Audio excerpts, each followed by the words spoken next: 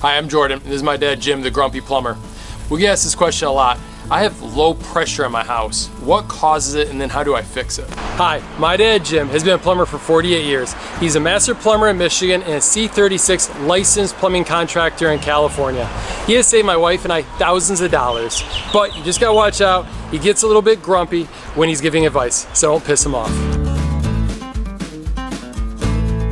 So Dad, how do you fix low pressure in a house? Probably repipe the house, you know, if it's a major problem. But how it works is you either have a well or you have city water pressure, okay? So, and what it is you have two things. You have volume, that is the size of the pipe, how much water it can serve to your house, and you have pressure, okay? The volume is how much can go through the pipe, and the pressure is how much a pump or the city can give you in pressure. Normally a city will give you 40 pounds of pressure is probably the average. When you go to the Midwest and you see those water towers out in the middle of fields that look like mushrooms, that's what creates a pressure in the flatter areas of the country. Okay, in the mountain areas where they have big reservoirs up in the mountain, that creates a lot of pressure when it comes to a house.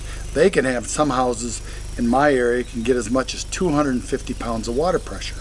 My water pressure is incoming at about 140 pounds.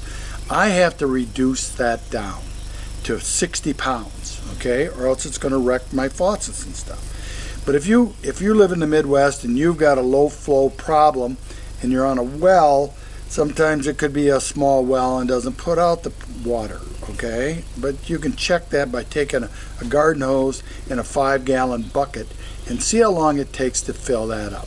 So if it takes a minute, you've got a flow of 5 gallons a minute, okay, on it. If it takes takes a half a minute to fill that bucket, that means you have a 10-gallon flow, which is really not too bad. But if you have less than that, it could be the well problem or the distribution problem. You just don't less get than 5 gallons a minute or less than 10 gallons a minute? Less than 5 gallons a minute. That's 5 bad. gallons a minute is pretty good flow.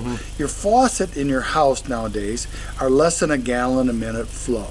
Your toilet flushes on 1.2 gallons now, okay? Now you think if you were to buy anything new in the United States, in California and Vermont have these laws on water flow.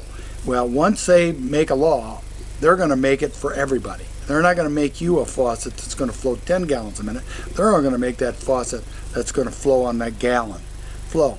So another way you can sometimes tell is to take the aerator off. That's where the water comes out. See if you get any better water pressure flow there. Or you can go to your shower, fill the bathtub.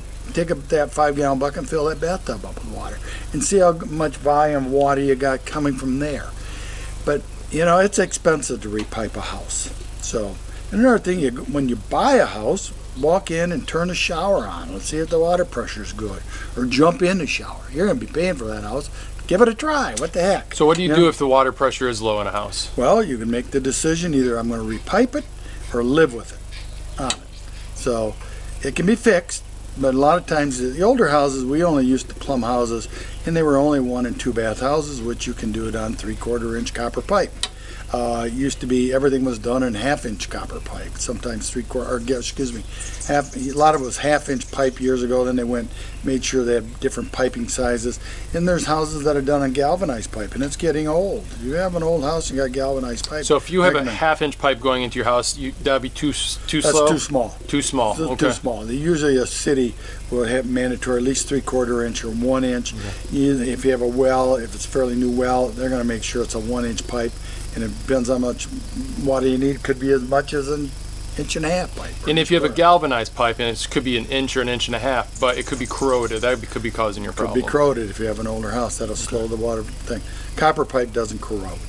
Yeah, you might get holes in it, but the inside of it, I really haven't seen much of that. So if someone's saying they have low water pressure, it's probably because they're turning on the faucet and no water's coming out, or they're turning on the shower and there's no water pressure coming out. Your shower head can be low flow too. If it's a new shower, Take all those aerators off, or take the shower head off, and see what kind of flow you get through. So you're looking for like things plugged in the aerator or the shower head, like lime, Yes. things like that. Yes. Yeah, and you can clean that up. So that's an easy fix. That's an easy fix. But if you the take the- piping's not. If you take the aerator off and you still have low flow, then it's a piping problem. Right. And sometimes if you go to one faucet and you got good flow, and you go to the other faucet and you don't have good flow, then you've got a problem with the faucet. Either the supply lines going to it might be crowded, then maybe that pipe is a lot of times people will turn on the cold water and they have good flow, and then they turn on the hot water and they don't have good flow.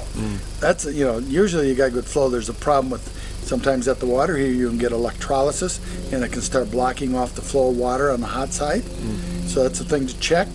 So, but if you got We good had that flow at my on one house. side, The hot water, we lost flow in the hot water, and you found a bunch of stuff plugging the pipes. plugging the pipes. So that's what there's a lot of things you can do by yourself without hiring somebody to come in and doing it. Trying to okay? relieve the plug stuff, like taking apart the supply lines, trying to clear the lines out. Well, that they way. might not want to do that, but they can take the aerators off, Okay. screw them back on, buy new aerators to them.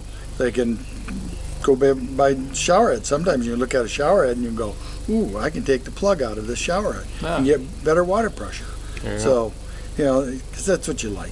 Some people claim that the low flow water, women complain because when they wash their hair in the shower, they can't get the soap out on them. So there's a lot of things. You could have a water softener in the house, and it could be getting old, and that could be slowing down the water flow. But there's a lot but you can bypass the water softener.